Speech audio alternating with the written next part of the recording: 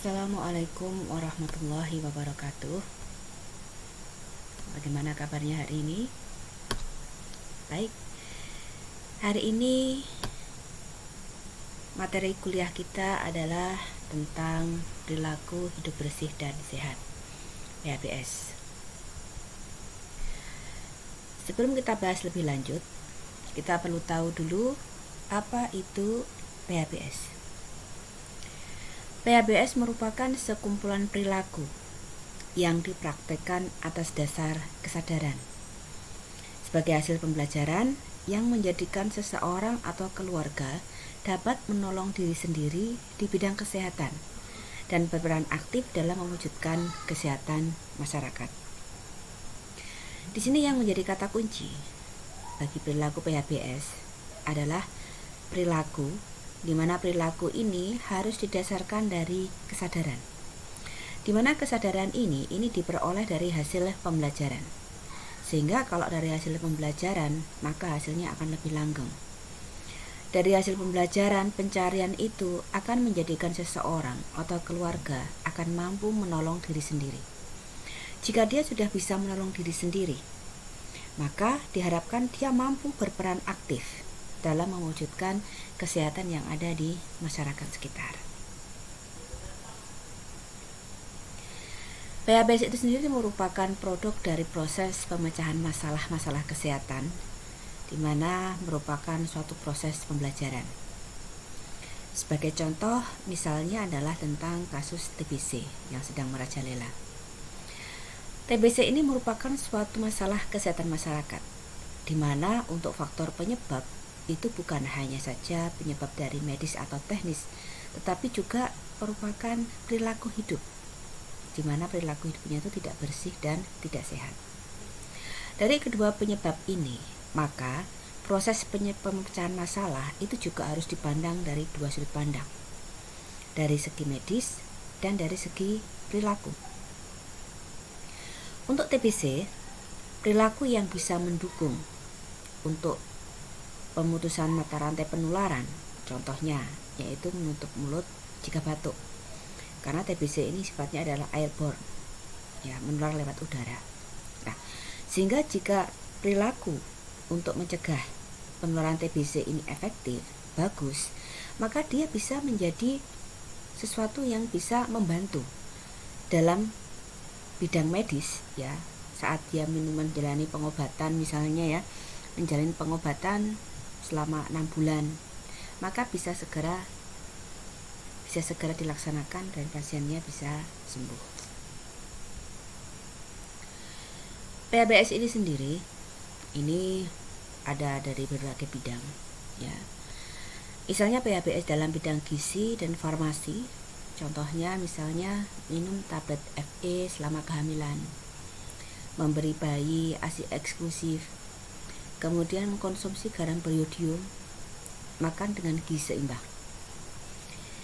Kemudian PHBS dalam bidang KIA dan KB, misalnya memeriksakan kehamilan, persalinan yang ditolong oleh tenaga kesehatan, menimbang berat badan balita secara teratur atau reguler, dan imunisasi lengkap pada balita.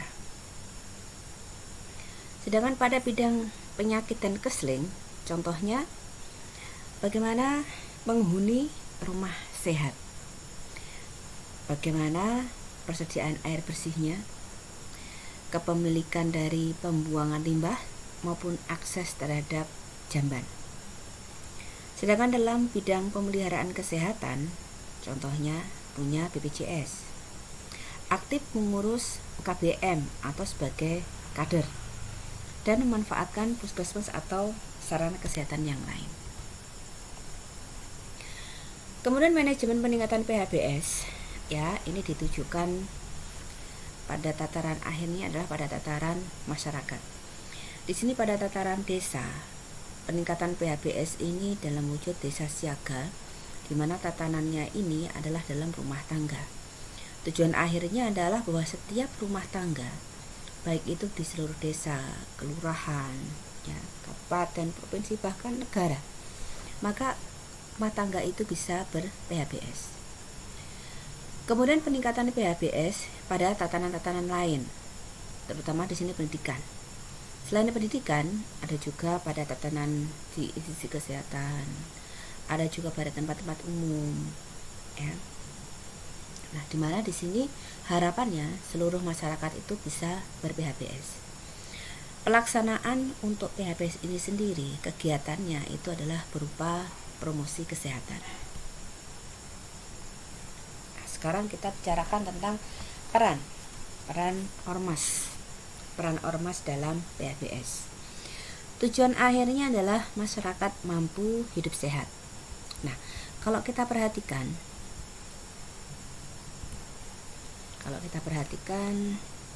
ormas, ya. Ormas di sini bisa merupakan pimpinan ormas sebagai motivator maupun penggerak masyarakat, karena dia memiliki berbagai sumber daya. Dia memiliki sumber daya sebagai pemimpin, kemudian sebagai organisator, yang memiliki keuangan, yang memiliki pengetahuan, bahkan dia adalah sebagai pemegang kebijakan. Sehingga dari kepemilikan yang sekian banyak, sumber daya yang sekian banyak, ya, maka di sini tujuannya harus yang lebih luas, ya. Agar apa? Masyarakat sadar mau hidup sehat. Sehingga di sini tujuan akhirnya secara mandiri masyarakat itu mampu hidup sehat. Kalau kita lihat misalnya dalam pramuka, ya. Pramuka itu dikenal dengan Saka Bakti Husada.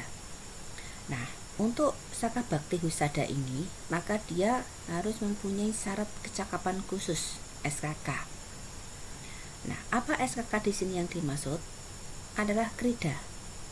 Jadi untuk SKK-nya di sini ada krida keluarga sehat, krida lingkungan sehat, krida gizi, penanggulangan penyakit, obat-obatan, PHBS, ya, maupun SKU, ya, kecakapan umum maupun kecakapan khusus lainnya. Krida keluarga sehat di sini, ya, jadi bagaimana dia memiliki kemampuan, pengetahuan tentang keluarga sehat. Lingkungan sehat berarti lingkungan yang berada di sekitar rumah maupun lingkungan yang ada di masyarakat. Krida gizi, bagaimana cara mulai dari menyediakan, ya, kemudian bagaimana cara memasak, kemudian bahan makan apa yang mengandung gizi pada berbagai kondisi. Kemudian krida penanggulangan penyakit ini baik penyakit yang menular maupun penyakit yang tidak menular. Kemudian obat-obatan. Nah, di sini obat-obatan ini nanti akan ada jenisnya. Mana obat-obatan itu yang bisa dijual secara bebas, mana yang harus bebas terbatas, mana yang harus menggunakan resep dokter, ya. Kemudian krida PHBS. Jadi PHBS ini bukan hanya pada tataran rumah tangga, tetapi juga pada sekolah, kemudian pada tempat-tempat umum, pada instansi, ya. Hampir semua menggunakan PHBS. Nah, sehingga di sini dari krida-krida ini, para Saka Bakti Husada ini dibekali pengetahuan, sehingga peran para Saka Bakti Husada pramuka ini, dia adalah menuju ke masyarakat yang sedang berproses, ya. Artinya di sini sedang berproses menuju hidup sehat. Karena di sini sumber daya yang dimiliki oleh para pramuka atau Saka Bakti ini lebih ke arah promosinya saja. Mereka tidak mempunyai akses sebagai pemegang kebijakan, tidak mempunyai akses dengan keuangan dan lain-lainnya. Sehingga dia di sini tujuannya adalah masyarakat yang sedang berproses menuju hidup sehat. Nah, sekarang Guru ini sebagai pendidik juga bisa sebagai penggerak masyarakat yang berada di sekolah. Dengan trias UKS, yaitu lingkungan sehat. Lingkungan sehat ini tidak hanya lingkungan di dalam sekolah, termasuk di luar, baik itu nanti bagaimana pengaturan jajan yang ada di luar sekolah, di kantin, kemudian bagaimana kondisi musola, kemudian bagaimana kondisi parkir, ya, atau mungkin ada penjual-penjual yang ada di luar sekolah. Kemudian pendidikan kesehatan ini bagaimana sekolah membekali siswanya itu dengan pengetahuan tentang kesehatan, ya. Kemudian untuk pelayanan kesehatan sekolah, ya, pelayanan kesehatan sekolah ini termasuk di sini adalah UKS. Nah, di sini peran masyarakat sekolah itu untuk menciptakan masyarakat sekolah. Masyarakat sekolah ini termasuk di dalamnya adalah murid, guru, ya, dan semua yang ada di dalam sekolah. Dan beserta juga keluarga dan masyarakat yang ada di luar sekolah, ya. Baik penjual yang ada di luaran atau masyarakat yang ada di luar sekolah, itu mereka agar tetap sehat. Nah, PHBS ini sendiri, ya, pada tatanan institusi kesehatan, institusi pendidikan atau sekolah. Ini ada 8 indikator, ya.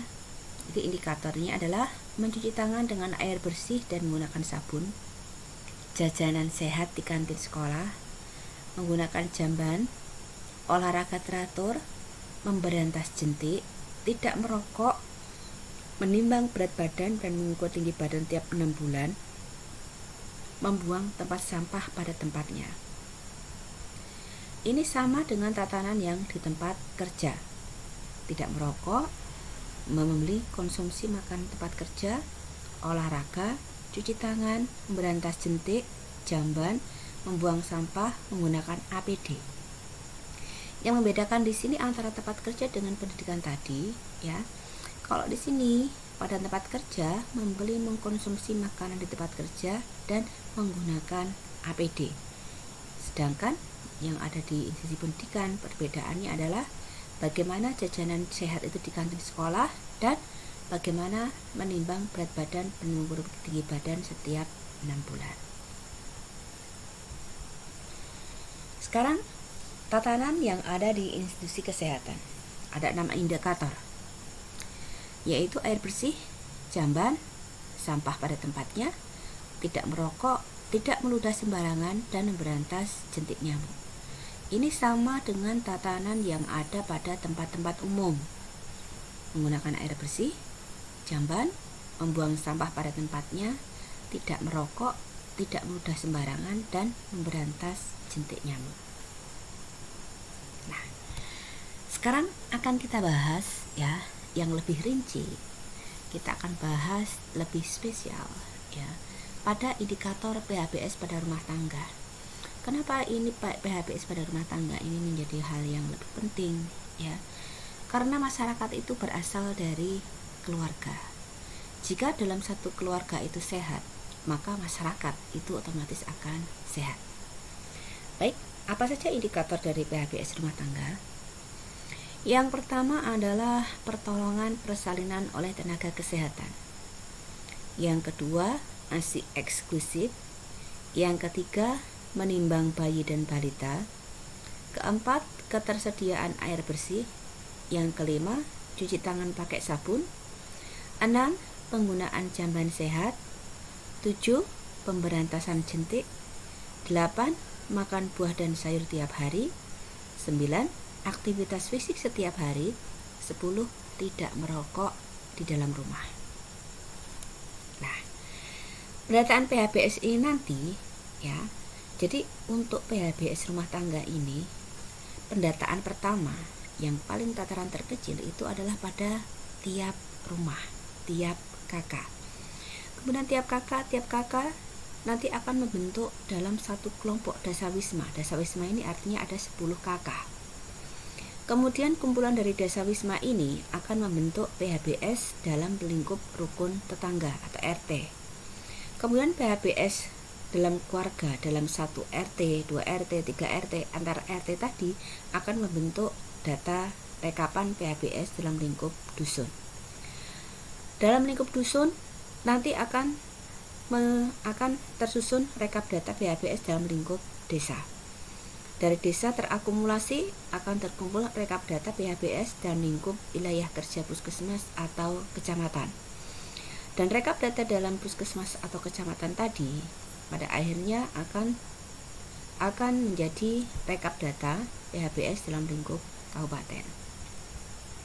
Nah, tadi kita bahas, ya, 10 indikator PHBS pada rumah tangga. Nah, 10 indikator PHBS ini yang perlu kita ketahui dan pahami, ya, itu adalah definisi operasional, ya. Definisi operasional dari indikator rumah tangga yang sehat. Kita bahas satu persatu. Yang pertama adalah pertolongan persalinan oleh tenaga kesehatan. Apa yang dimaksud pertolongan persalinan oleh tenaga kesehatan? Ya.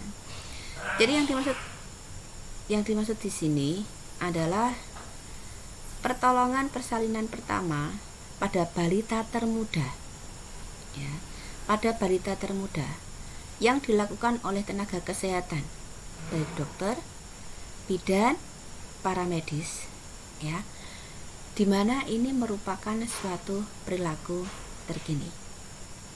Jadi di sini yang menjadi kata kunci, ya, kata kunci adalah pertolongan persalinan pertama pada balita termuda, pada balita termuda, ya, yang dilakukan oleh tenaga kesehatan. Ya. Arti perilaku terkini ini adalah yang dinilai itu adalah masing-masing dari anggota keluarga. Kemudian yang kedua, bayi mendapatkan ASI eksklusif. Ya. Nah, artinya apa di sini? Artinya bayi termuda usia 0 sampai 6 bulan yang mendapatkan ASI saja sejak lahir sampai 24 jam terakhir. Ya. Jadi kata kuncinya di sini, bayi 0 sampai 6 bulan hanya ASI saja sejak lahir sampai 24 jam terakhir saat dia berusia 6 bulan. Dan ini juga merupakan perilaku terkini. Kemudian yang ketiga, menimbang bayi dan balita setiap bulan.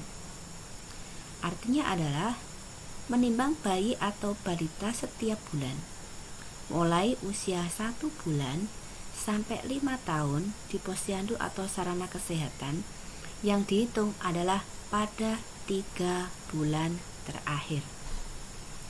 Jadi menimbang bayi usia 1 bulan sampai 5 tahun pada 3 bulan terakhir. Dan ini merupakan perilaku terkini. Kemudian mencuci tangan dengan menggunakan air bersih dan sabun, ya, yaitu individu dalam rumah tangga yang berusia lebih dari sama dengan 10 tahun, ya, yang dia mempunyai kebiasaan mencuci tangan dengan air bersih dan menggunakan sabun, ya, baik dia sebelum pegang makanan atau setelah melakukan aktivitas, ya. Nah, jadi di sini patokannya adalah individu usia lebih dari sama dengan 10 tahun cuci tangan menggunakan air bersih dan sabun, dan ini merupakan perilaku terkini. Kemudian yang kelima adalah air bersih. Air bersih di sini artinya rumah tangga memiliki ketersediaan air bersih, ya.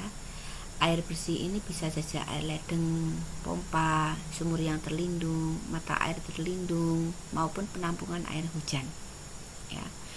Nah, di sini yang penting jaraknya minimal 10 meter dari tempat penampungan kotoran atau limbah. Kemudian rumah tangga dengan ketersediaan jamban, ya. Nah, adalah rumah tangga yang memiliki atau menggunakan jamban leher angsa dengan tangki septik, ya. Jadi jamban leher angsa dengan septic tank atau lubang penampungan kotoran sebagai pembuangan akhir, ya. Kemudian memberantas jentik di rumah, ya. Individu dalam rumah tangga, ya, yang mempunyai kebiasaan menguras bak mandi setiap 1 minggu sekali, menutup bak penampungan air, mengubur barang-barang bekas. Di sini pendekatannya adalah role model. Apa artinya role model? Role model adalah jika salah satu anggota keluarga itu sudah melaksanakan, baik misalnya dia itu nanti ada ayah, ibu, anak, atau bahkan misalnya pembantu mungkin, ya, maka dia sudah dikatakan melaksanakan memberantas jentik di rumah. Menguras bak mandi minimal setiap 1 minggu sekali, menutup bak penampungan air, dan mengubur barang-barang bekas. Kemudian selanjutnya adalah cukup makan sayur dan buah setiap hari. Indikatornya di sini adalah usia 10 tahun ke atas, 10 tahun atau lebih, yang mengkonsumsi minimal 5 porsi kombinasi sayur dan buah setiap hari. Usia 10 tahun ke atas, mengkonsumsi minimal 5 porsi kombinasi sayur dan buah setiap hari. Bisa 2 porsi sayur, 3 porsi buah, atau sebaliknya. Di sini adalah pendekatan role model. Kemudian melakukan aktivitas fisik secara aktif, yaitu individu 10 tahun ke atas yang beraktivitas fisik sedang atau berat minimal 30 menit setiap hari. Usia 10 tahun ke atas beraktivitas fisik sedang atau berat minimal 30 menit setiap hari. Dan ini adalah pendekatan role model. Kemudian selanjutnya nomor 10 adalah tidak merokok. Adalah penduduk usia 10 tahun ke atas yang tidak merokok selama 1 bulan terakhir. Ya.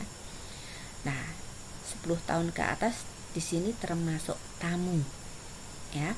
Jadi baik anggota keluarga maupun tamu ini tidak merokok di dalam rumah. Dan ini merupakan perilaku terkini. Nah, kemudian bagaimana uraian prosedur survei PHBS? Ya. Jadi survei PHBS ini nanti dilakukan setiap 1 tahun sekali. Persiapannya, petugas promosi kesehatan melapor pada bidan atau kepala desa. Kemudian pembinaan survei PHBS kepada kader kesehatan dan persiapan administrasi. Di sini menyediakan belangko survei maupun alat tulis. Kemudian pelaksanaan survei, petugas promkes dan kader melakukan kunjungan rumah. Kemudian memberikan salam, menyapa, dan memperkenalkan diri. Kemudian petugas menyiapkan belangko dan pulpen. Kemudian kader melakukan wawancara sesuai 10 indikator PHBS dan mencatat pada formulir PHBS. Petugas melakukan observasi lingkungan. Kemudian petugas promkes melakukan pembinaan atas hal-hal yang tidak sesuai dengan indikator PHBS. Kemudian petugas mengucapkan terima kasih dan berpamitan. Nah, artinya di sini ya, pelaksanaannya ini dengan menggunakan kunjungan rumah. Ya, jadi kunjungan rumah itu dengan komunikasi ya, permisi, kemudian menyampaikan tujuan ya, berkomunikasi ya. Wawancara dilaksanakan sesuai dengan 10 indikator dan perlu melakukan observasi lingkungan. Nah, jika nanti dalam suatu rumah tangga itu ditemukan hal-hal yang tidak sesuai dengan PHBS atau artinya belum ber-PHBS, maka di sini petugas promkes itu harus melakukan pembinaan ya, atas hal-hal yang tidak sesuai ya. Jadi bagaimana untuk bisa memperbaiki sehingga keluarga tersebut bisa PHBS. Nah, ini contoh formulirnya. Di sini bisa dituliskan kecamatannya mana, desa, kelurahan, kemudian nomor KK, nama pewawancara, dan tanggal. Nah, nomor di sini adalah nomor urut. Kemudian nama ini adalah nama anggota keluarga siapapun yang tinggal di rumah tersebut. Misalnya ada suami, istri, anak, ya, kakek, nenek, pak, lek, bulik, semuanya harus ditulis di sini. Jenis kelamin hanya ada 2, laki-laki dan perempuan. Umur, jika umur balita sampai dewasa ditulis dalam tahun. Untuk khusus bayi ditulis dalam bulan. Hubungan dengan kepala rumah tangga, kakak, istri, anak, atau anggota yang lain. Pekerjaan, ya, bekerja atau tidak. Kemudian tingkat pendidikan, ya. Kemudian penghasilan ini adalah besaran uang. Nah, kemudian di sini ada 10 indikator. persalinan, ASI eksklusif, tidak merokok, aktivitas fisik, diet sayur dan buah, jentik, jamban, air bersih, cuci tangan, timbang badan, dan klasifikasi PHBS. Ya. Nah, bagaimana cara mengisi? Ya. Nah, yang dimaksud responden di sini adalah kepala keluarga, bisa sebagai suami atau istri. Nah, tapi kebiasaan di sini kepala keluarga, ya jika memang masih ada suaminya, maka yang dimaksud kepala keluarga adalah suami. Kemudian mengisi data umum, ya, meliputi nomor urut, alamat, nama, pewawancara, ya. Kemudian data keluarga, nama seluruh keluarga, hubungan dalam keluarga, ya, semua orang yang tinggal di rumah tersebut. Mengisi data perorangan, umur, pendidikan, penghasilan, jenis kelamin. Mengisi data PHBS pada seluruh anggota keluarga. Mengisi kategori PHBS rumah tangga tersebut sehat PHBS atau tidak sehat PHBS. Nah, untuk kode, ya. Nama, diisikan nama. Jenis kelamin, jika jenis kelaminnya laki-laki ditulis angka 1, jika perempuan ditulis angka 2. Umur ditulis dalam tahun jika dia balita hingga dewasa, ditulis dalam bulan jika dia adalah bayi. Hubungan dalam keluarga, jika dia adalah kakak maka ditulis angka 1, istri angka 2, anak angka 3, anggota keluarga yang lain angka 4. Jadi misalnya di sana ada kakek, nenek, bule, pakle, om, keponakan. Nah, maka dia tetap angka 4. Pekerjaan 1, jika dia bekerja ditulis angka 1. Jika tidak bekerja ditulis angka 2. Pendidikan, jika pendidikannya adalah SD dan SLTP atau pendidikan dasar, maka ditulis angka 1. Jika pendidikannya menengah atau SLTA ditulis angka 2. Untuk pendidikan D3 ditulis angka 3. Jika S1 dan S2 ditulis angka 4. Penghasilan dituliskan berapa jumlah penghasilannya, berapa juta atau berapa ratus ribu, ya. Kemudian data indikator PHBS seperti persalinan, ya, sampai nanti ke aktivitas fisik 10 indikator tadi.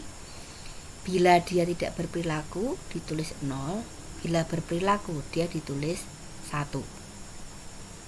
Nah, kita kembali ke sini. Nah, di sini ditulis nomor urut, kemudian di sini adalah nama seluruh anggota keluarga yang tinggal. Bukan yang hanya tercatat dalam KK, ya, tetapi yang tinggal dengan keluarga tersebut. Jenis kelamin, jika laki-laki diketik 1, jika perempuan diketik 2. Umur, jika dia balita sampai dewasa ditulis tahun, jika dia bayi ditulis bulan. Hubungan dengan kepala keluarga, ya. Misalnya di sini Tuan X ini adalah kakak, maka di sini kodenya adalah 1. Nyonya X, maka di sini kodenya adalah 2. Nanti anak A. Nah, anak A dia berperan sebagai anak, maka di sini kodenya adalah 3. Misalnya di sini ada lagi omnya, maka kodenya adalah 4. Jadi setiap anggota keluarga yang lain maka dia ditulis sebagai angka 4. Kemudian apakah bekerja? Jika bekerja diketik angka 1, jika tidak bekerja diketik angka 2. Tingkat pendidikan, jika pendidikannya SD dan SMP diketik angka 1, jika pendidikannya itu SMA ditulis angka 2, jika D3 ditulis angka 3, dan jika S1 dan S2 ditulis angka 4. Kemudian penghasilan per bulan, ya, ditulis apa adanya, berapa ratus ribu atau berapa juta, ya. Nah, ini indikator perilaku sehat. Nah, jika dia itu tidak berperilaku, ya, maka ditulis 0. Nah, beda lagi, misalnya di sini adalah tuan A misalnya. Persalinan. Nah, ini kan laki-laki kan tidak mungkin melakukan persalinan kan, ya. Maka di sini bukan 0, ya, tetapi di sini dicorek saja karena dia tidak melakukan persalinan. ASI eksklusif juga tidak termasuk penilaian, ya. Nah, Terus di sini yang perlu diperhatikan ya, penilaian dari indikator perilaku sehat ini penilaiannya adalah per orang. Dan penilaiannya ini dikatakan sehat PHBS itu jika 100%. Ya. Nah, misalnya di sini laki-laki tadi persalinan dan ASI eksklusif itu kan tidak termasuk. Maka artinya 100% itu bukan lagi 10, tetapi 100%-nya adalah 8 indikator. Ya. Jadi kalau misalnya memang dia ini tidak termasuknya itu memang karena tidak memungkinkan ya, maka dia tidak termasuk penilaian. Ya. Sehingga arti 100% ini nanti artinya adalah relatif. Ya. Nah, contohnya lagi misalnya istri, ya istri. Nah, istri ini ya persalinan ini dia ditolong oleh tenaga kesehatan, ada ASI eksklusif, ya. Kemudian dia tidak merokok, ya. Dia tidak melakukan aktivitas fisik, tetapi ada salah satu anggota yang sudah aktivitas fisik, ya. Kemudian dia tidak mencuci tangan, dia tidak memiliki kebiasaan mencuci tangan. Nah, bagaimana kesimpulannya? Ya. Jadi walaupun misalnya dalam 10 ini ya ada satu saja yang dia itu tidak melakukan, artinya klasifikasinya tetap tidak sehat PHBS. Ya. Jadi yang dikatakan sehat PHBS jika indikator perilaku sehat ini ya nilainya adalah 100%. Ya. Dengan 100% yang artinya adalah relatif tadi. Ya. Nah, kemudian bagaimana cara menentukan rumah tangga sehat? Ya. Yang pertama dengan melakukan pengkajian melalui survei. Kemudian menentukan urutan masalah, menentukan prioritas, penyebab, kemudian perilaku yang akan dirubah, kemudian lingkungan yang harus diperbaiki, merencanakan intervensi dan dukungan dari pihak-pihak terkait. Nah, sekarang tadi disampaikan bahwa ini formulir ini hanya berlaku untuk satu kakak. Ya. Nah, misalnya di sini satu kakak ini ada 7 anggota keluarga. 7 anggota keluarga ini artinya di sini nanti juga akan ada 7 klasifikasi PHBS. Ya. Nah, dari 7 ini diklasifikasikan mana semua yang PHBS dan mana yang tidak sehat PHBS. Jadi isinya di sini kalau 100% adalah sehat PHBS, kalau kurang dari 100% adalah tidak sehat PHBS. Ya. Nah, nanti di sini yang tidak sehat PHBS itu diklasifikasikan, ya, ditulis apa saja yang tidak sehat PHBS. Misalnya di keluarga X ini yang tidak sehat PHBS misalnya merokok, kemudian diet buah sayur, kemudian cuci tangan misalnya. Nah, di sini harus diidentifikasi ya, mana yang paling dominan, mana yang paling banyak. Ya. Artinya yang paling banyak itu nanti ya, itu akan menjadi permasalahan utama pada keluarga tersebut. Ya. Nah, sehingga pada keluarga tersebut nanti akan ada misalnya tiga masalah prioritas ya, tentang perilaku yang tidak sehat PHBS. Ini adalah catatan satu keluarga. Nah, kemudian satu keluarga itu nanti akan diakumulasikan misalnya dalam 10 keluarga menjadi satu kelompok dasawisma. Maka satu kelompok dasawisma ini nanti ya, dia juga akan memiliki catatan ya. Misalnya keluarga A, keluarga B, keluarga C, keluarga D, sampai keluarga J. Keluarga A ini prioritas yang tidak sehat PHBS itu apa saja, keluarga B apa saja, keluarga C apa saja, dan seterusnya. Dan ini nanti diprioritaskan lagi 3 prioritas permasalahan yang utama. Dari dasawisma kemudian dikumpulkan lagi sampai ke tingkat RT. Demikian juga. Jadi mana dari masalah RT itu nanti, tingkat RT nanti, masalah-masalah 3 prioritas masalah yang utama. dari RT ke desa, kemudian ke kecamatan, ke kabupaten, sehingga nanti di satu kabupaten akan jelas permasalahan utama tidak sehat PHBS itu dalam bidang apa. Nah, ini ya akhirnya akan ketemu ya, pengkajiannya sudah, kemudian urutan masalahnya, kemudian akan ditemukan prioritas masalah. Kemudian penyebab ini bukan hanya dalam tataran rumah tangga, tetapi juga tataran di desa ya, kemudian di kecamatan, di kabupaten, apa yang menjadi penyebab, sehingga akan bisa dirumuskan perilaku yang akan dirubah itu yang bagian mana, lingkungan yang harus diperbaiki itu seperti apa, yang mana, kemudian rencana intervensinya itu bagaimana, kemudian siapa saja dukungan-dukungan yang kita perlukan ya. Nah, itu tadi yang bisa saya jelaskan ya. Jika ada pertanyaan bisa didiskusikan. Nah, saya akhiri sekian. Terima kasih. Assalamualaikum warahmatullahi wabarakatuh.